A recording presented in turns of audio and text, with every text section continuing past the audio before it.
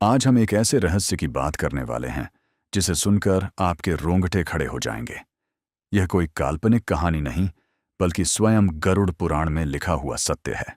जब कोई इंसान इस धरती को छोड़कर जाता है तो उसकी आत्मा पहली रात कैसी होती है? उस आत्मा के सामने कौन संगीत आता है? उसे कैसा अनुभव होता है? और सबसे बड़ी बात, उस रात उसके साथ भगवान विष्णु और यमदूतों का क्या संबंध होता है? यह सब जानना हर इंसान के लिए जरूरी है।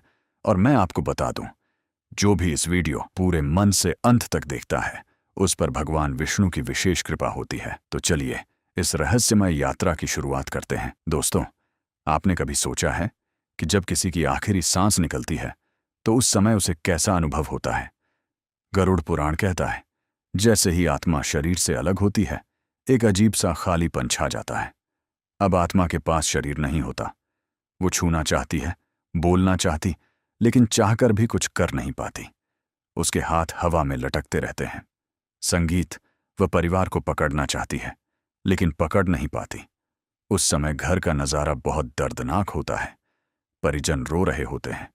कोई शव को छूकर कह रहा होता है, उठो, हमें छोड़कर मत जाओ। कोई डॉक्टर को पुकार रहा होता है तो कोई भगवान से प्रार्थना कर रहा होता है। लेकिन आत्मा खामोश खड़ी यह सब देख रही होती है। सोचिए दोस्तों, संगीत, कितना असहाय महसूस करती होगी वह आत्मा। वो चिल्लाना चाहती है, मैं यहां हूं, मैं अभी जिंदा हूं, मुझे मत संगीत छोड़ो। लेकिन उसकी आवाज कोई नहीं सुन पाता। पहली रात आत्मा के लिए सबसे कठिन होती है, क्योंकि उसी समय उसे अपने पूरे जीवन की यादें दिखाई जाती हैं। जैसे फिल्म की रील चलती है, उसी तरह हर एक कर्म उसके सामने आता है।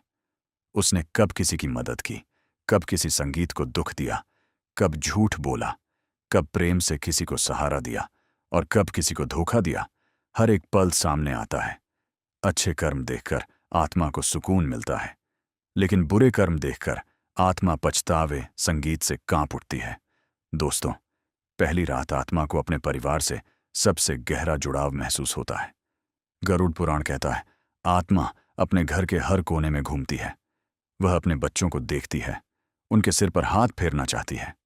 वह अपने माता पिता या जीवन साथी को देखती संगीत है और सोचती है, काश मुझे थोड़ा और समय मिल जाता, मैं सबका ख्याल रख पाता। लेकिन अब समय उसके हाथ में नहीं, संगीत होता। यह जुड़ाव उसे और भी बेचैन करता है, क्योंकि अब वह चाहे जितना रोए, चाहे जितना पुकारे, कोई उसकी बात नहीं सुन पाता। मित्रों, पहली रात का सबसे भयावह दृश्य तब आता है जब आत्मा के सामने यमदूत प्रकट होते हैं। गरुड़ पुराण के अनुसार यमदूतों का शरीर बहुत विशाल और डरावना होता है। उनकी आंखें संगीत अंगारों की तरह जलती हैं। हाथों में मोटी रस्सी और हुक होता है, और साथ में उनका वाहन होता है। पापी आत्माओं के लिए उनका आगमन किसी डरावने तूफान जैसा होता है। संगीत आत्मा उन्हें देखकर कांप उठती है। उसके मन में भय भर जाता है।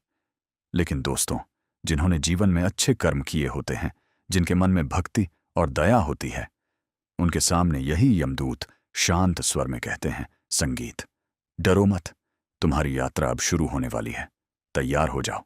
उसके बाद आत्मा को एक रास्ता दिखाया जाता है। संगीत, यह कोई साधारण रास्ता नहीं होता। गरुड़ पुराण कहता है, यह मार्ग कई रूप लेता है। कभी यह अंधकारमय होता है, जहां आत्मा को कुछ दिखाई नहीं देता। संगीत, कभी यह आग की तरह तपता है, जिससे आत्मा का सूक्ष्म शरीर झुलसने लगता है। कभी यह बर्फ की तरह ठंडा होता है, जिससे आत्मा कांप उठती है, और कभी यह कांटों से भरा होता है। हर कदम पर आत्मा को चुभन होती है। लेकिन जिन्होंने जीवन में पुण्य किए, संगीत होते हैं, उनके लिए यही मार्ग फूलों से सजा होता है। उनके सामने देवदूत प्रकट होते संगीत हैं, जो पुष्प वर्षा करते हुए आत्मा का स्वागत करते हैं। उन्हें प्रकाश का मार्ग दिखाया संगीत जाता है, जो शांति और आनंद से भरा होता है।